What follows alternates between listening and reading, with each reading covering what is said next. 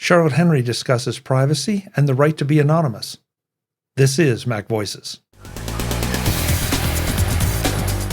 This edition of MacVoices is supported by Headspace. Meditation made simple. Visit headspace.com/MacVoices for a free 1-month trial.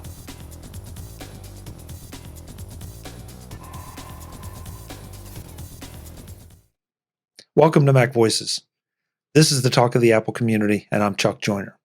Folks, this is part 2 in a 2-part conversation with Charlotte Henry. This part was actually recorded before the one we aired yesterday, but we had some technical difficulties and had to scrap part of it. But we kept the best part of that interview. That's what you're going to hear now. Yesterday, Charlotte and I started to record just the intro to that and ended up having a whole different conversation. So enjoy this. I think this is, Charlotte and I had a lot of fun with it, but it raises some important thoughts, things that you probably should think about a little bit. Let's go back and let Charlotte do the talking. So when I read this article, I thought immediately of Charlotte, and I thought, we've got to discuss this. The article is entitled, and it's on Vice, at vice.com, and I'll have a link in the show notes to make it easier for you to find, but it's Bored Apes, Buzzfeed, and the Battle for the Future of the Internet, which sounds quite dramatic. You saw some apes. Yeah, you saw some apes and thought of me. Thanks. No. No, I didn't think of you for the apes, but the whole Bored Apes thing, the Bored Apes Club and NFTs and all.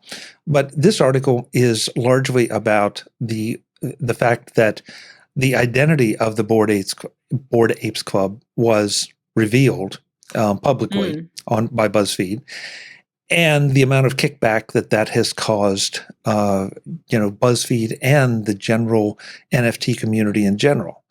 And so I'm kind of anxious to hear your take on this, as to whether it's acceptable to out somebody who hides behind or uses an alias for things like NFT transactions, or not.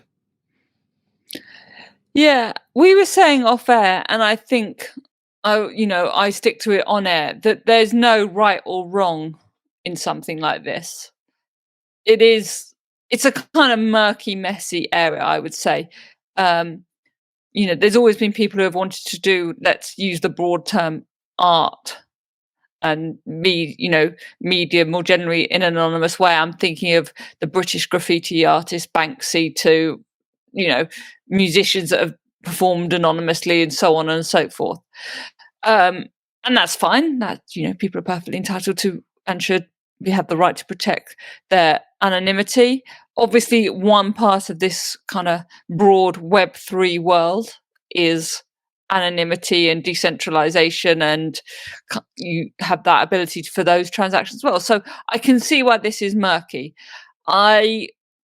You won't be surprised now, I kind of tend to lean towards backing the journalist who's a reporter called Katie Notopoulos at Buzzfeed, who found out the names of 2 of these people who had used pseudonyms before to run the Bored Ape Yacht Club NFT collection.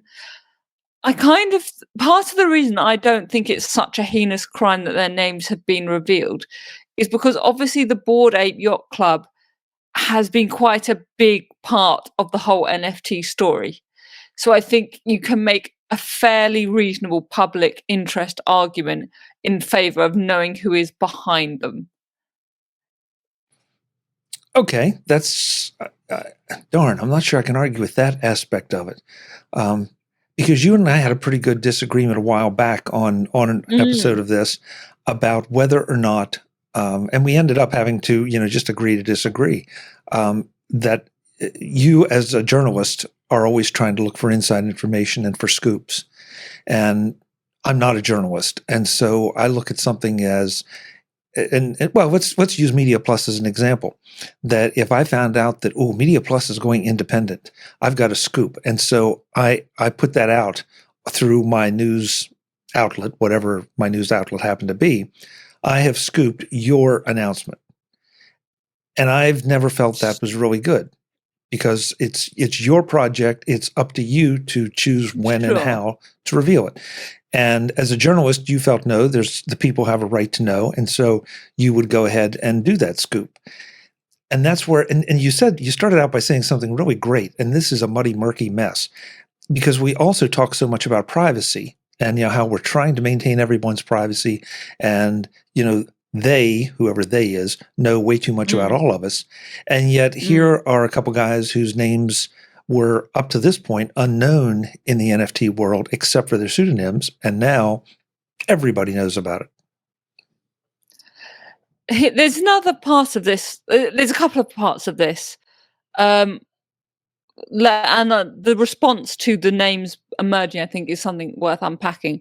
So one part, the cynical part of me, is that if you were these people, you would not be too disheartened that your names are out there and have become a very publicized thing, because it just adds to more of the story and the free PR around your product and the products you are trying to sell.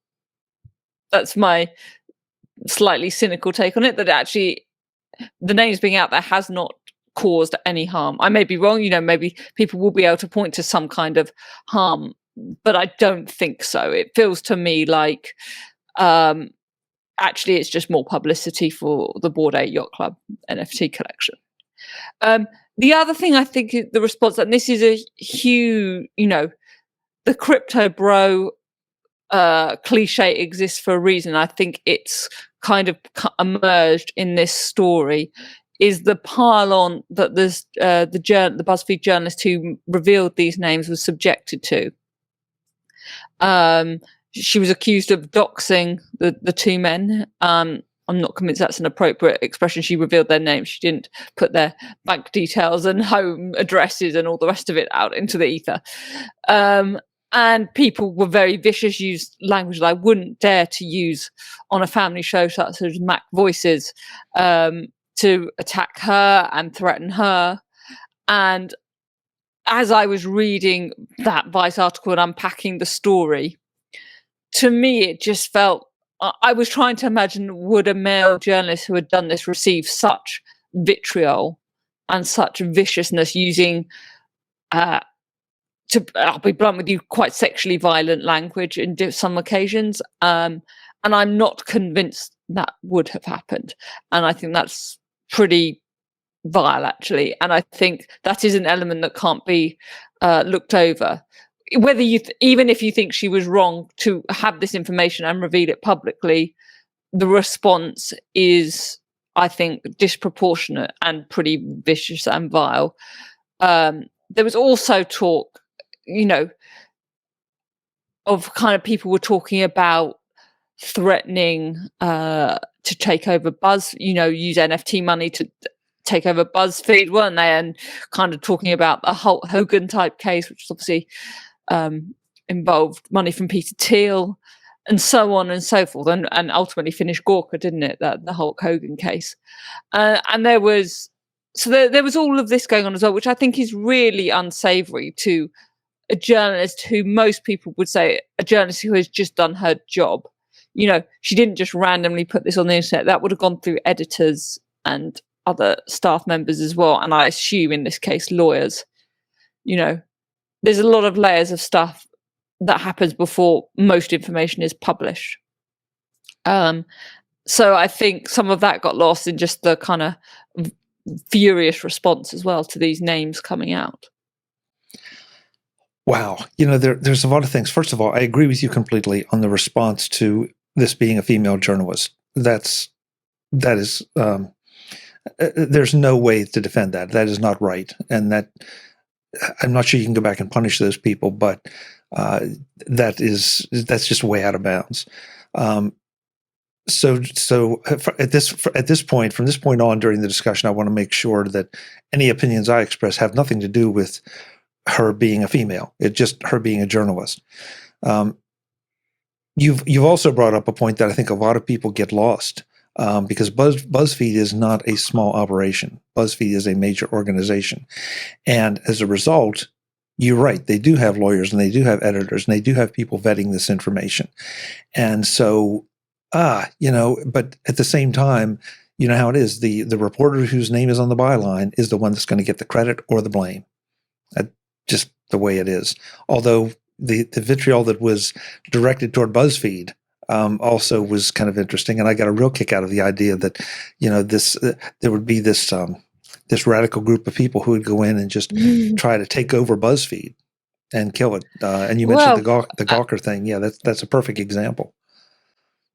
And that's one, some of the tweets included in that Motherboard article cited that, didn't they? They cited that case. I think, I really don't like this idea of intimidating really anyone, but it obviously has particular pertinence in journalism. This idea that people, and it always affects women more, could be kind of threatened into not revealing something or not telling a story they think is valid. And I think, I can feel myself as we're having this discussion, picking my words very carefully to try and, to avoid a similar pile on for me stepping out of turn. Do you see what? And I think that's quite that's not a chilling effect we would really want in a kind of vibrant discourse, because, you and I can joke and laugh and, happily agree to disagree on all sorts of things and agree on plenty of others. And that's fine and healthy. But, when people are piling on and putting pressure on people to not write certain stories or put certain opinions out there, that obviously is a different thing. And, can be quite intimidating. And again, I think affects women more. Or is applied to women more. Yeah, I agree, and that's a darn shame, because it's just not right, any more than it's right to call out, somebody's sexuality, somebody's race, religion, any of that. That should have nothing to do, unless you can objectively show that there's some bias because of that, and that's all but impossible to prove. In my mind, it comes down to the judgment of the journalist and her news outlet as to what to put out or not put out there. Mm-hmm. And so, and I would ask you, Charlotte, if you had come into possession of this information, if this was a beat that you covered, would you have felt, not justified is not the right word, but would you have felt it was okay to reveal this information? Yeah, I was thinking about that. And I think probably I would err to the side of yes. I think, as I said, I think it must have gone through a number of rungs of editorial and legal checks at BuzzFeed to justify it. I think, given the significance of the Bored Ape Yacht Club in the world of NFTs, I think there is some validity in knowing who those people are. So yes, I imagine I would have if I had as good a scoop as Katie Notopoulos did. Of course, there's another element to this, isn't there? That there's the whole of the kind of Web3 origin, which, if you want to put, chuck the beginning of cryptocurrencies and Bitcoin in there, is all shrouded in anonymity as well, isn't it? Because, of course, none of us know who Satoshi Nakamoto is, although I know plenty of journalists have tried to reveal names. And I don't quite remember this level of fallout and aggression when journalists have done that before. So it's an interesting one. It's, I can't imagine there's any journalist in the world who would find out who Satoshi Nakamoto really is and not write that story with including the relevant evidence. Wow. And I found myself wanting to say, oh, absolutely. And then I step back and say, you know what? That's a really interesting question, because they, whatever, have decided they want to remain anonymous. And so, are we now in a society, Charlotte, where anonymity is no longer our choice?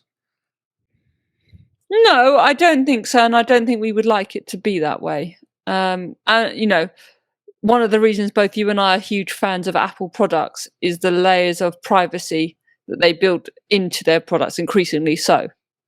And so I know that I don't think I'm speaking out of turn to say that I know that that's something you value, and it's certainly something I value.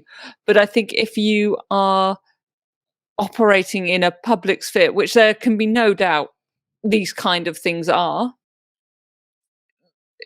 people are always going to want to know the real people behind it and the reasons why. Right, but do they have a right to, just because they want to? I mean, I want a lot of things that Yeah. No, it's the right question. So, Yeah.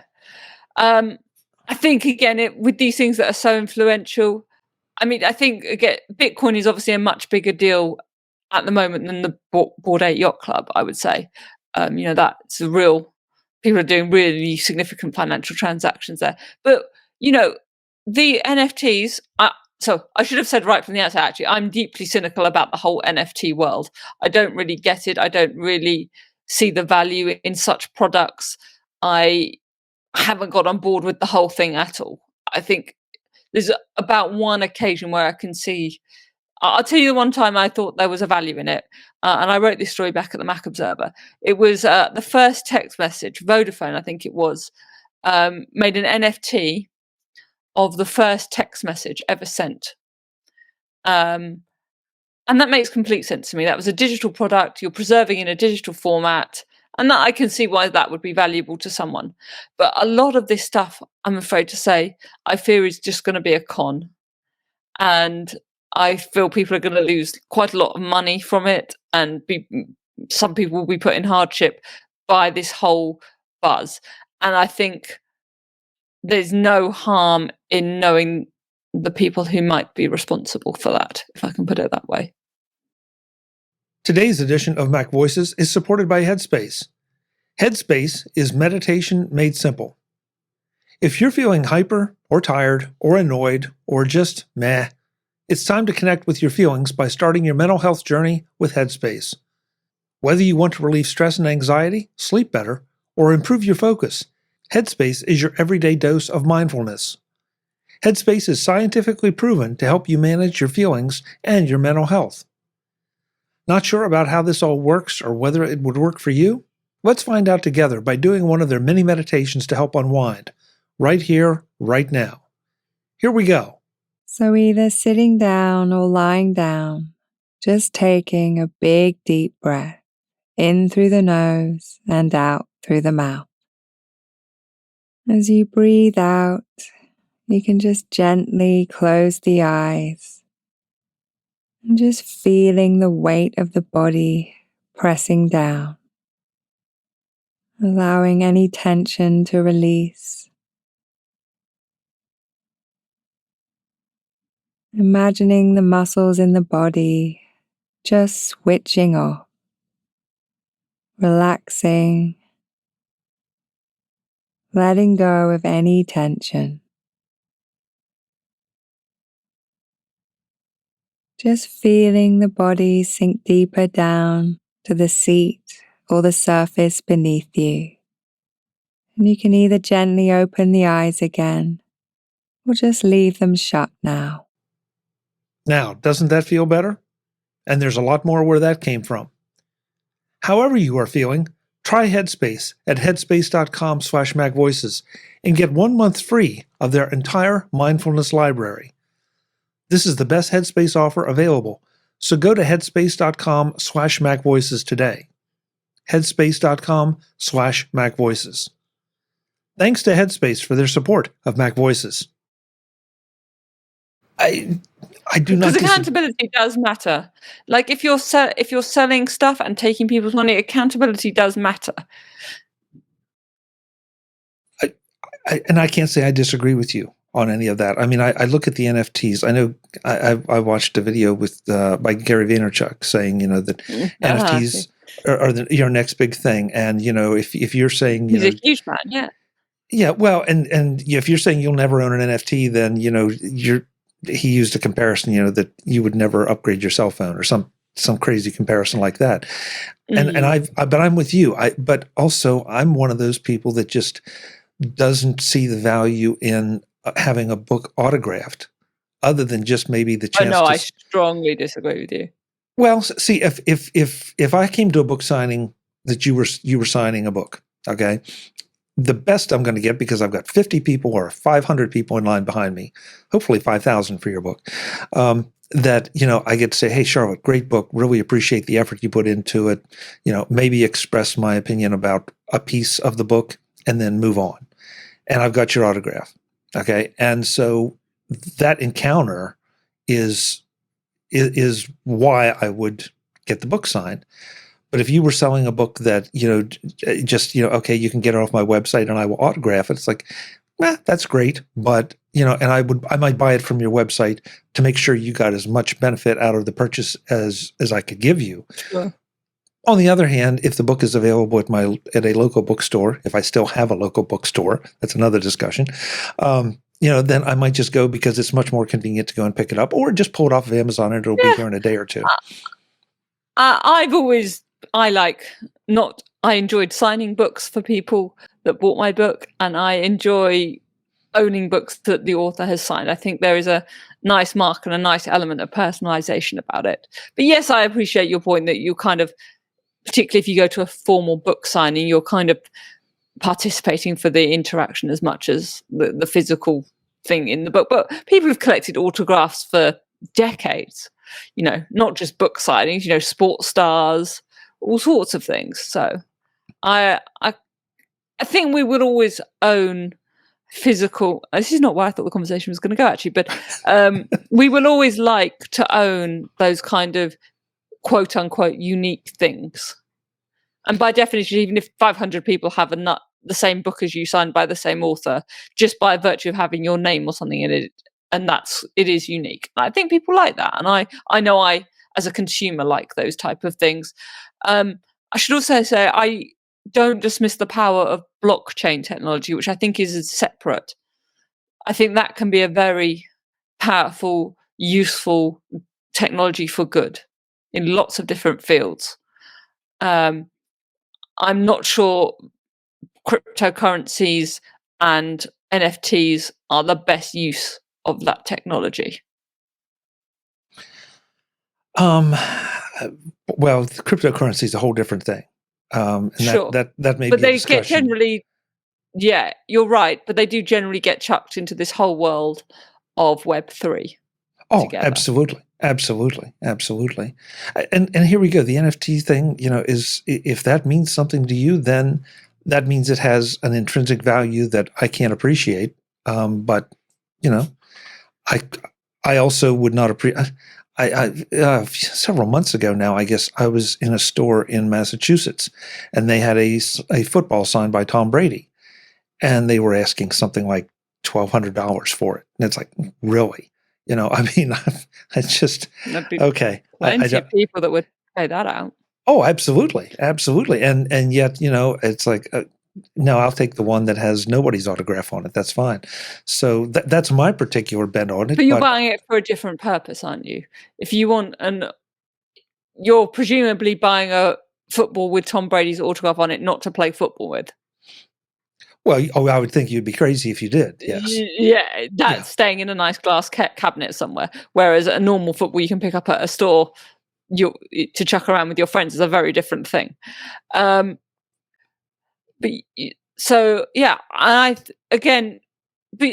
would you also feel uncomfortable about knowing the people that had, I don't know, organized?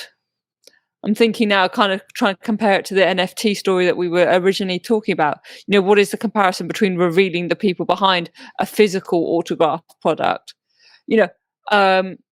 J.K. Rowling wrote under a pseudonym for a while, wrote under the pseudonym Robert Galbraith. Obviously, again, it came out and people found out who the person writing these adult thriller novels was, as opposed to writing the children's Harry Potter novels, which was cool. And as it happened, I think it probably anyway, people have used pseudonyms for a long time, and that's fine. And often people find out pseudonyms, and I don't think that's necessarily the world's biggest calamity when you find out if you're operating pseudonymously in a very public way and someone finds out that pseudonym.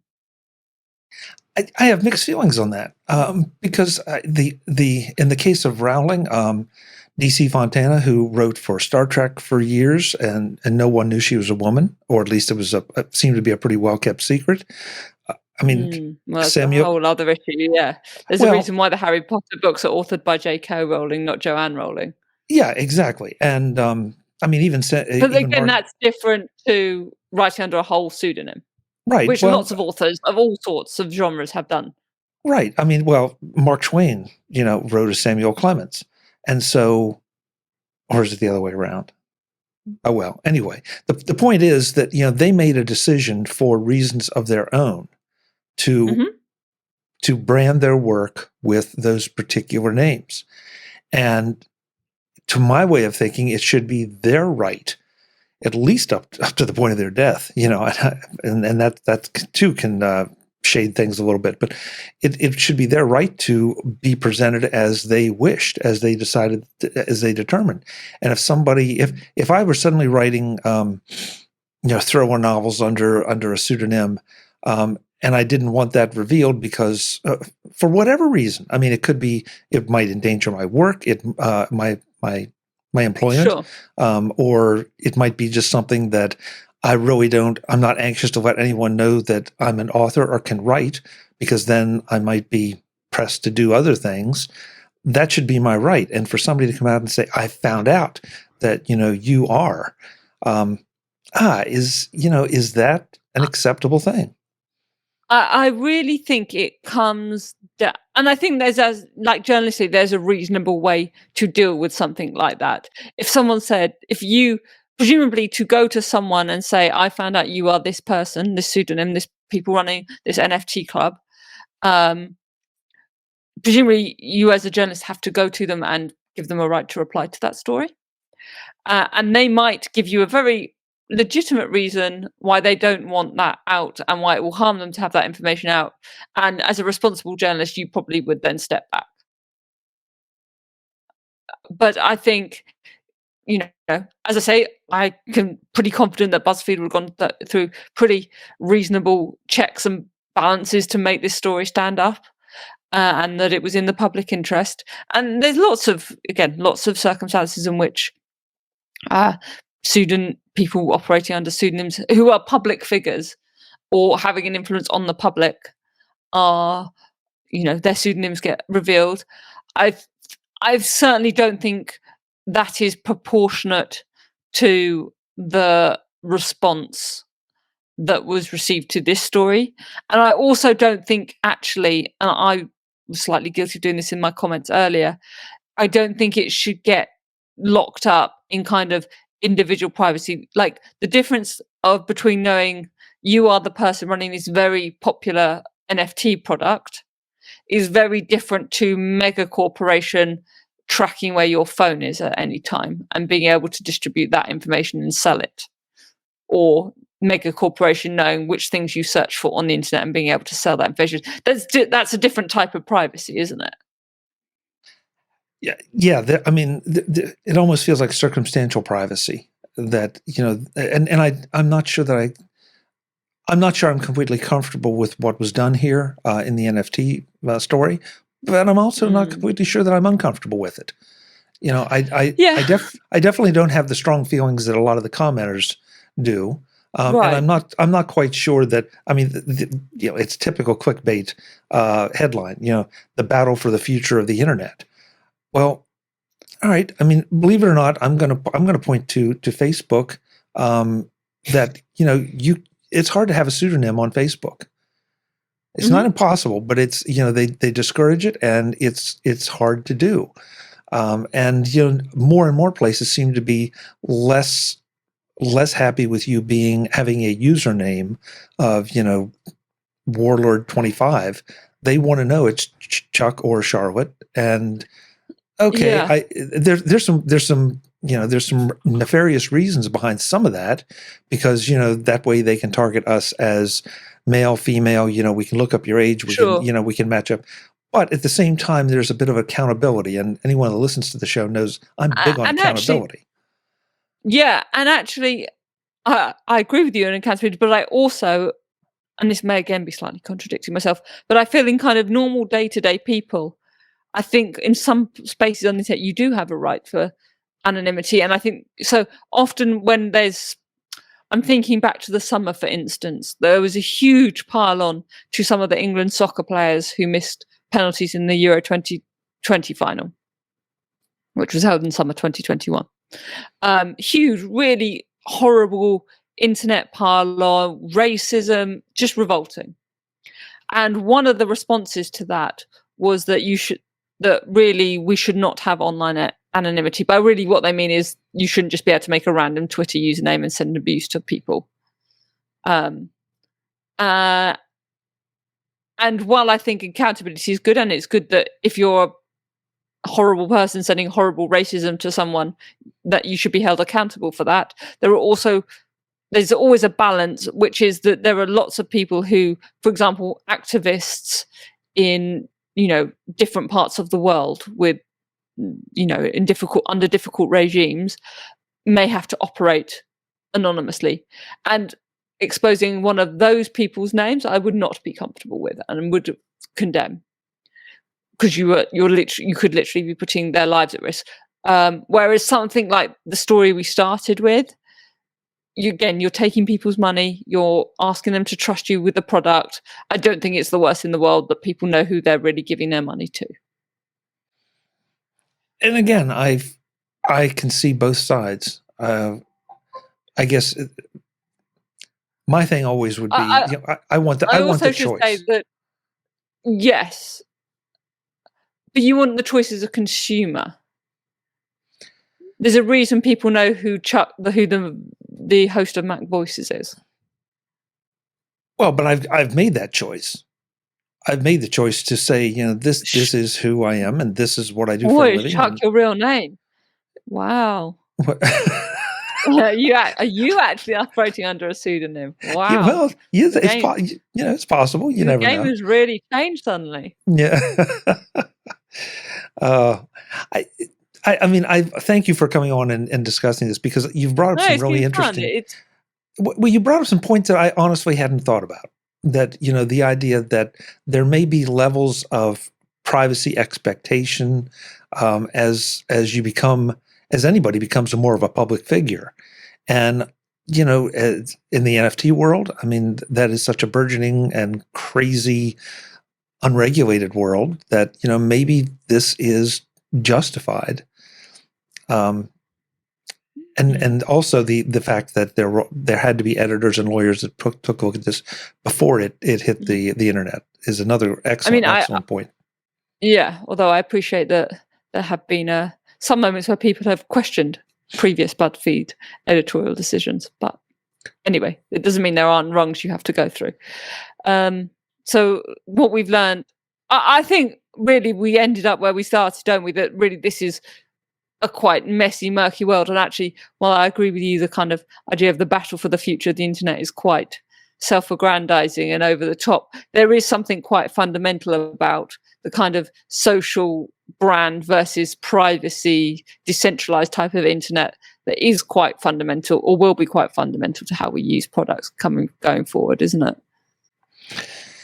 It's a world we're building. We're building it as it happens.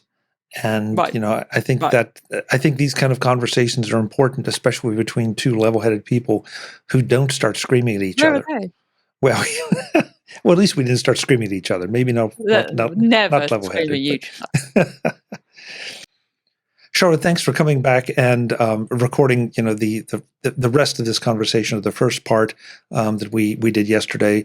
But I want to make sure that we let folks know where they can follow up with you if they have thoughts or opinions on any of these issues. Yeah, please keep up with me at Charlotte A. Henry on Twitter. All the new stuff I'm working on will get posted there as well. So please do be in touch. Great. Thanks so much, Charlotte. Thanks for your insight and wisdom. We don't always agree, and that's what kind of makes it fun. It'd be boring if we did. Exactly. Folks, I'm Chuck Joyner. This is MacVoices. I hope these two shows have given you a little something to think about. Until the next time, and as always, thanks for watching. Visit MacVoices.com for show notes and to connect with Chuck on social media. Get involved in our Facebook group or like our Facebook page, and get more out of your Apple tech with MacVoices magazine, free on Flipboard and on the web. And if you find value in it all, consider supporting us through either our Patreon campaign at patreon.com/MacVoices or by making a one-time donation via the PayPal link on our front page and in the show notes of each episode. You will join these fine people who help bring you Mac Voices.